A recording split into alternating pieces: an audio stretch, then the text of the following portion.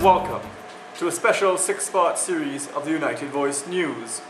Today, we will bring to you the third of a 6-part series of interviews with Ramesh Ramlochan, former bodyguard and driver of the Panday family. You'll not want to miss this exciting and insightful series, 2 parts having gone. This is the third. Things are getting hot. We invite you to sit back, relax, get your chubbies, get your popcorn and your roti, and enjoy this insightful series of interviews. Ramesh, knowing all of this, you were brought back in to be a special advisor, and you worked tirelessly with the Panday family, and now to do this. This is your time to vent. I'm giving you your time, not only vent, but speak. And tell me about how you feel now. And let's deal with Kamla Prasad Bisesa before we go into exactly how you feel, because this is a woman that I admired for many, many years, and she was, my choice for political leader about 2 years ago, a year ago. And when I saw things progressing and happening, I changed my mind. I wanted betterment for the party. But you have worked with her more closely than I have, and you have supported her through thick and thin, through nights, through days, through drunkenness, through happy times, through bad times. Tell us about Kamla and your association with her, good, bad, and ugly. I had a good relationship.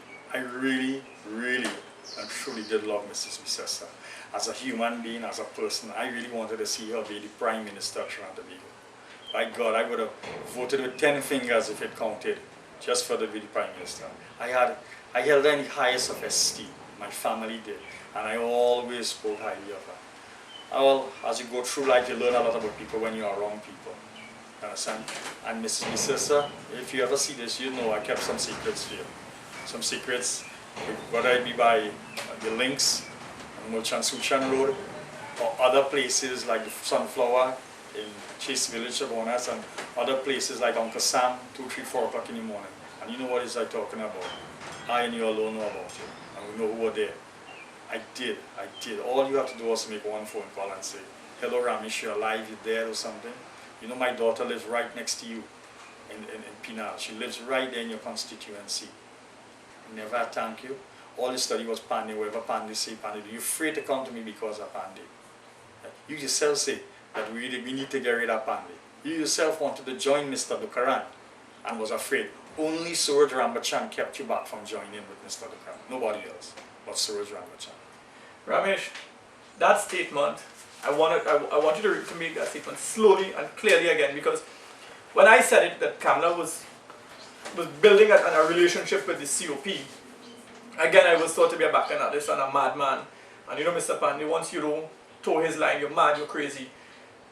Are you saying categorically that Kamla Prasad Bisesa was about to join the COP and has an affiliation with the COP? Yes. Yes, she was there. She was already ready to go, especially after she wasn't given the political leadership.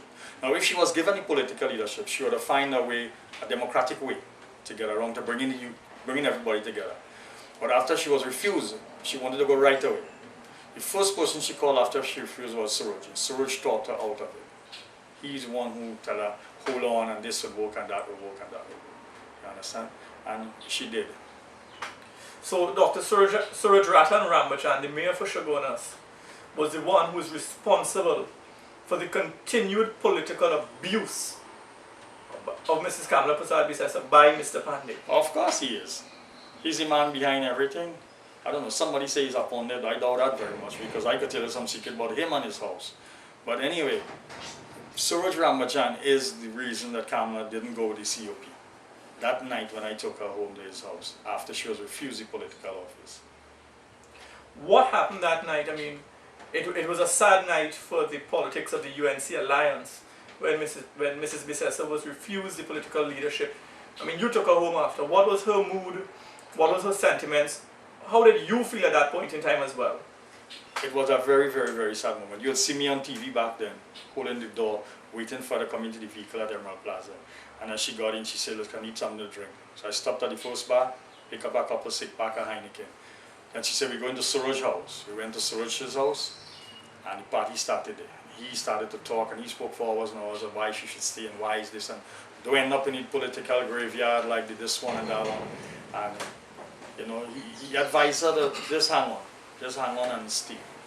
And she said Dr. Gregory, and it's a fact, he was on the phone arguing with her coming down with it. Dr. Gregory wanted her out. Dr. Gregory told her about how Panday was.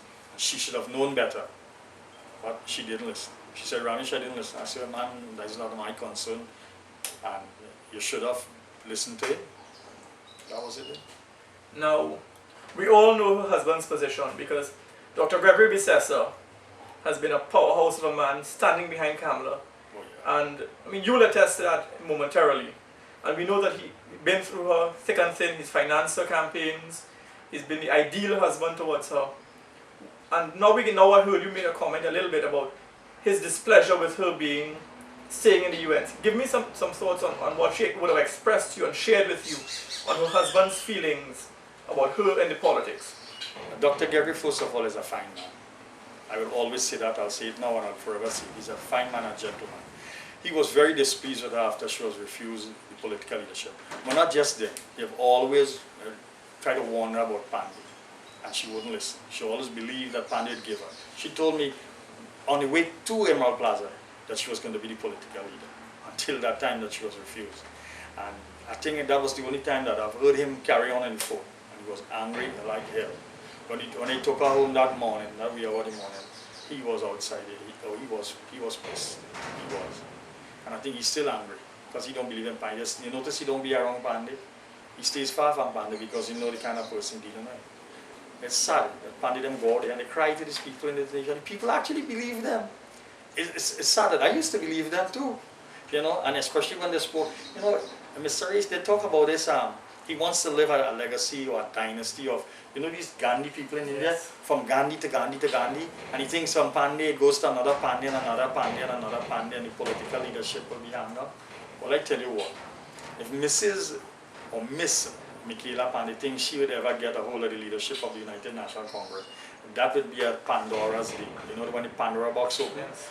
Because, boy, let me give you some names. I'll give you some names, Miss Panday, if you ever watch this, to remember.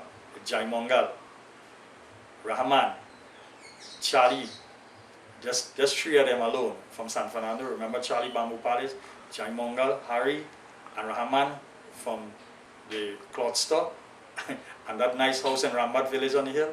Remember back in them days, I was the bodyguard for these young rich boys. You know, this is no secret at all, and I'm glad that you're willing to share because there has been many questions raised on at least two of the three Panday girls. You know, Michaela and Nicola. The only two that we don't hear about is Mr. Panday's first daughter, who lives in Scotland because she's a lady, as you say, and Vastala, who is not in Trinidad, right? But give us some insight onto Michaela Panday now, because this is a sore topic for me as well, Michaela being a very, very close friend of mine. Michaela Panday is an opportunist. She has a Panday name. Without the Panday name, what does she have? She cannot be a lawyer in a court to fight anything because she wouldn't win anything. What is she? A politician without the Panday name? No. Without Panday name. So she's fighting to carry on a legacy or to stay with that Panday dynasty. But it's a fallen dynasty. Without the Panday name, she's nothing. And the people in her constituency, if you go now and you do a survey in her constituency of what she has done there, or what she does for the people there, it's a set of talking. It's a set of talk. The first thing I remember, her driver came to me crying that she cut his salary by half. And the man is a big man with wife and children. He asked me for advice what to do. And I said to him, I said, Chris, you need to get out, talk to her. And he said, no, her boyfriend, Richard, that's some guy that walks around like some big badge on it. He dictates the pace. And I said, okay, well, so be it.